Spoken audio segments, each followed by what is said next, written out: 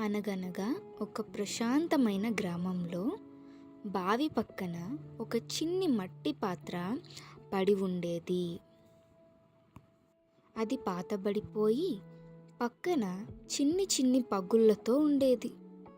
ప్రతిరోజు ఆ పగుళ్ళ గుండా నీరు కారిపోతుంటే అది పాపం ఎంతో అవమానంగా భావించేది. అయితే ఆ బావి దగ్గరున్న మిగిలిన పాత్రలు అందంగా మెరుస్తుండేవి. పాపం ఆ చిన్ని కప్పు మాత్రం నేనెందుకు పనికిరాను అంటూ బాధపడుతుండేది. నన్నెందుకిలా సృష్టించావు దేవుడా అంటూ ఎప్పుడూ దేవుణ్ణి నిందిస్తూ బాధగా శోకాలు పెడుతూ ఉండేది. పాపం ఆ చిన్న పాత్ర ఎప్పుడూ ఏడుస్తూ నిరాశగా ఉండేది.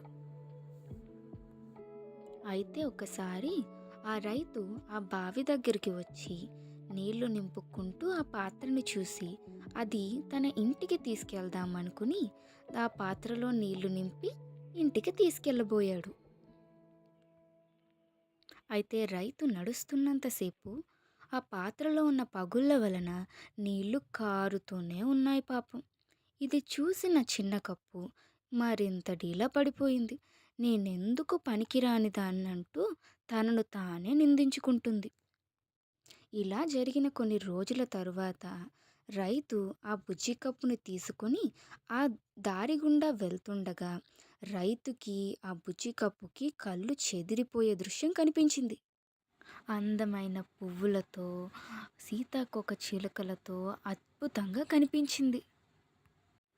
అప్పుడు ఆ రైతు నవ్వుతూ, చిన్న కప్పు, నువ్వు నీ పగులుని నీ బలహీనత అని అనుకుంటున్నావు. కానీ నీ నుండి జారిన ప్రతి నీటి చుక్క ఇక్కడున్న ఈ పువ్వుల మొక్కలకి ప్రాణం పోసింది అంటూ ఆ చిన్న కప్పుని ప్రశంసించసాగాడు. ఆ రాత్రి ఆ చిన్న కప్పు, ధన్యవాదాలు ప్రభువా, నాలో ఉన్న ఒక చిన్న లోపానికి కూడా ఇంత అర్థం ఉంది అని నాకు తెలియచేసినందుకు అని దేవునికి మనసులోనే కృతజ్ఞతలు చెప్పుకుంది. అలాగే ఆ చిన్న కప్పు ఆ రోజు నుంచి ఎప్పుడూ తన రూపం గురించి దేవునికి ఫిర్యాదు చేయలేదు. సో దీని ద్వారా మనం తెలుసుకున్న నీతి ఏంటిదంటే, దేవుడు ఎప్పుడు మనలో ఉన్న లోపాలని మాత్రమే తీసివేయడం మీద దృష్టి పెట్టడు. ఒక్కోసారి ఆ లోపాల నుండి కూడా ఆయన మన జీవితంలో అద్భుతాలు చేస్తాడు.